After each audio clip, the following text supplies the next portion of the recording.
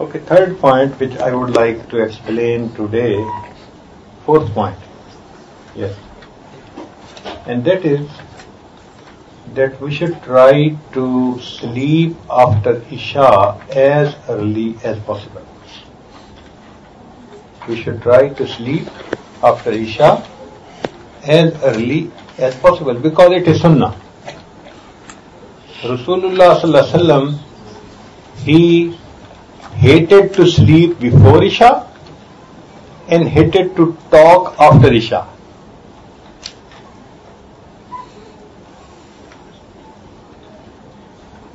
He hated to sleep before Isha wal haditha ba'daha, and after Isha he hated to talk. So after Isha it is sunnah to sleep as early as possible. If there is some reason, okay, you can wake up, you can do your job. But if you have done your jobs, then after Isha try to sleep early. This is sunnah. You will get the reward. And second, the person who will sleep early, he will be able to get up in tahajjud easily. Now, what mistake we do? After Isha, we look so fresh as if it is our day. And we start calling him and calling this and calling that, and throughout the night we are doing this. And when it is time of tahajjud, we feel sleepy and we sleep. We miss our prayer of tahajjud, sometimes we miss our Fajr prayer. That is the makar of shaitan. We should not do this.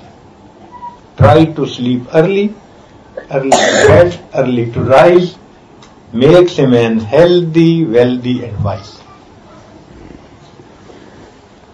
Tahajjud salat is important for those people who want to become the friend of Allah subhanahu wa ta'ala.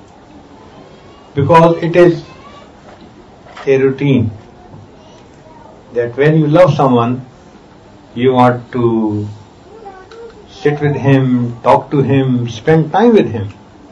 So those people who love Allah subhanahu wa ta'ala, so they should get up when people are sleeping in privacy. And then they should make namaz, they should recite the Quran, they should make dua. It is as if they are spending their time with their beloved Allah subhanahu wa ta'ala. So it's very important. There has been nobody in this world who has not offered the tahajjud regularly. Norm is this. This is normal. A norm. That anyone who will get the maqam of wilayat, he will be the person who will be offering his tahajjud prayer regularly. So if we want to become a wali of Allah, friend of Allah, we have to make tahajjud regularly. Subhanallah. It's not important that we wake up throughout the night. No. We are not the person of that level. We should just wake up half an hour before tahajjud, before the time of sahri, and then make our 4 rakat nafal or 8 rakat, and that's it. So half an hour time before azan is sufficient. One example. If you open a bank account and you put $1,000 in the account, so you have an account in the bank. So if the bank owner, he wants to know who are the bank account holder, so they will make the list. So they will say he is billionaire, he is millionaire, he is this, but at the same time, they will also write that your account is also there. Also, no doubt there is only $1,000, but still your name will be in the list of those people who are account holders. Similarly, if we will get up half an hour before azan, Fajr azan, and we will make few rakat nafal, we will become account holder of tahajjud. And on the day of judgment, when Allah subhanahu wa ta'ala will ask the angels, who offered the tahajjud prayer?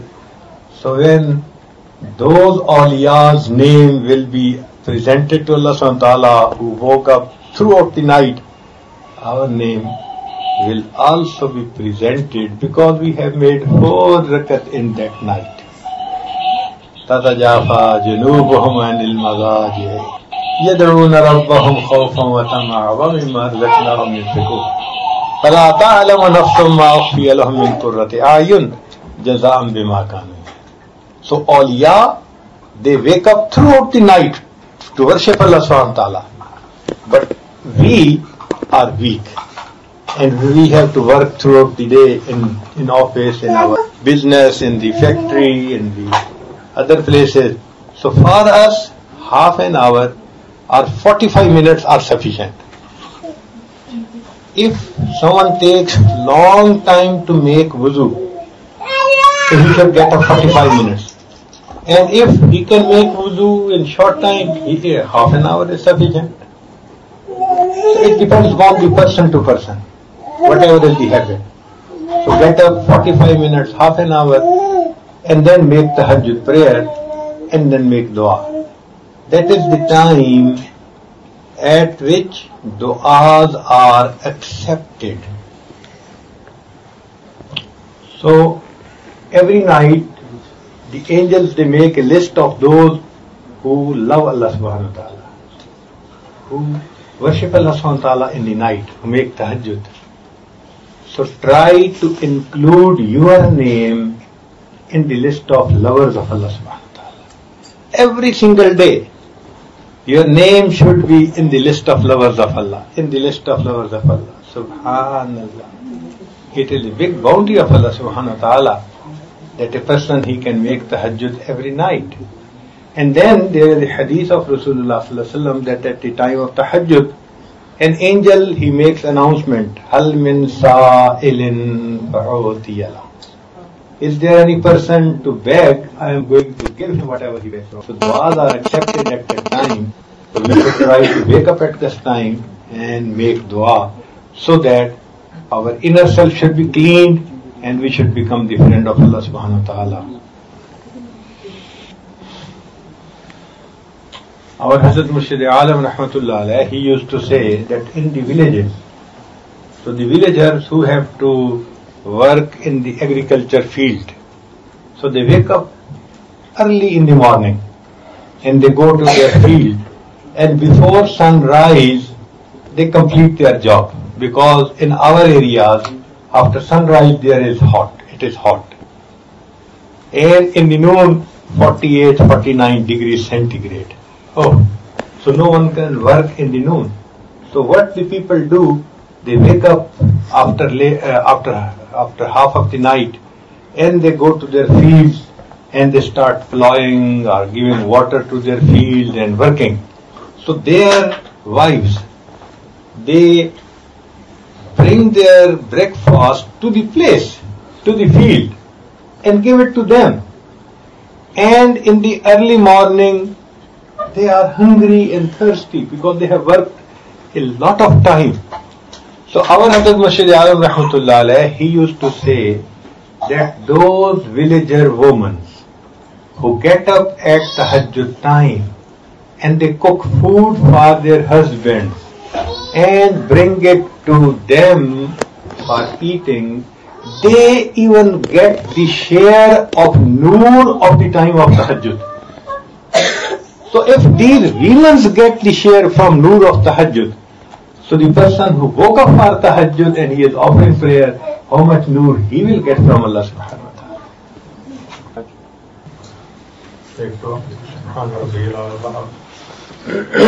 Allahumma salli ala sayyidina Muhammadin wa ala alihi ربنا ظلمنا أنفسنا وإن لم تغفر لنا وترحمنا لنكونن ربنا لا تزغ قلوبنا بعد إذ هديتنا وهب لنا من لدنك رحمة إنك أنت الوهاب اللهم حبب إلينا الإيمان وزينه في قلوبنا وكره إلينا الكفر والفسوق والعصيان واجعلنا من الراشدين اللهم آت نفسي تقواها وزكها أنت خير من زكاها أنت وليها ومولاها صلى الله تعالى على حبيبه سيدنا محمد وآله وأصحابه أجمعين برحمتك يا أرحم الراحمين.